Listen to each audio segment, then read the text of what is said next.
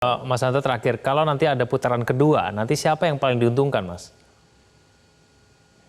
Nah, di putaran kedua, kalau ada dua kemungkinan. Kalau tadi linier ya, kemungkinan makin berkurang tergerus Mas Ganjar, kemudian Prabowo misalnya bisa mengambil basis masa Ganjar, kemudian Anies justru semakin tinggi. Nah, ada ancaman Pak Mas Ganjar gugur di putaran pertama. Putaran kedua bisa Prabowo dan Anies Baswedan.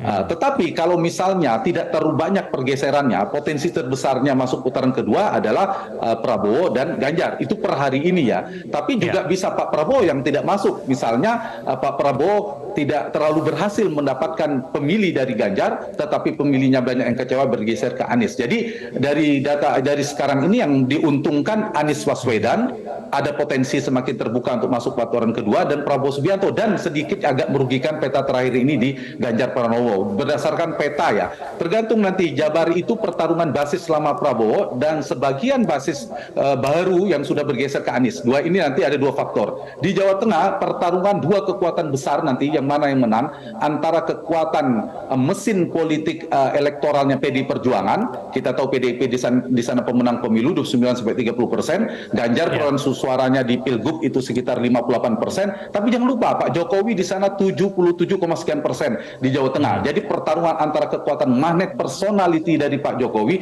dengan pengaruh PDI Perjuangan. Siapa yang akan menang? Ini akan menjadi apakah rumah kandang banteng terus, atau justru terkonfirmasi atau terrevisi, bukan kandang banteng lagi, tetapi pengaruh Pak Jokowi lebih besar. Meskipun dugaan saya Ganjar akan menang tetap di Jawa Tengah, tetapi jaraknya untuk menang maksimal seperti Jokowi di 2019 agak sulit, karena dulu kekuatan ini bersatu di 2019, sekarang mereka terbelah antara kekuatan Jokowi dan kekuatan PDI Perjuangan pemilihnya di Jawa Tengah. Jawa Timur, kita tahu Pak Muhaimin dengan PKB-nya mesinnya sangat kuat di sana, sangat kuat sebagai partai.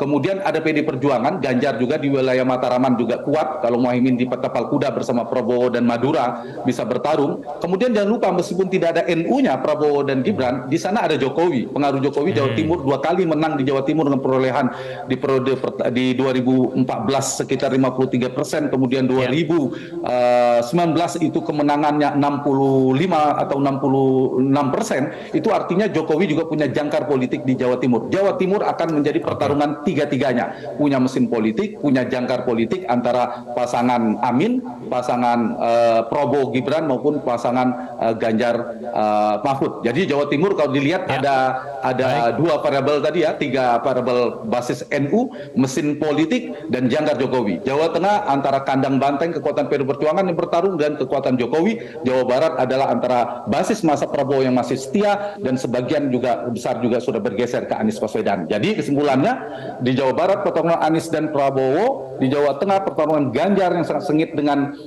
Prabowo, di Jawa Timur pertarungan ketiga-tiganya. Yang untung dengan konstelasi terakhir ini tentu adalah Anies dan Prabowo, yang beragak harus antisipasi adalah Ganjar. Begitu. Baik, Mas Hanta, terima kasih telah bergabung sama kami di Metro Siang. Selamat siang, Mas Hanta. Dapatkan informasi, download Metro TV Extend sekarang.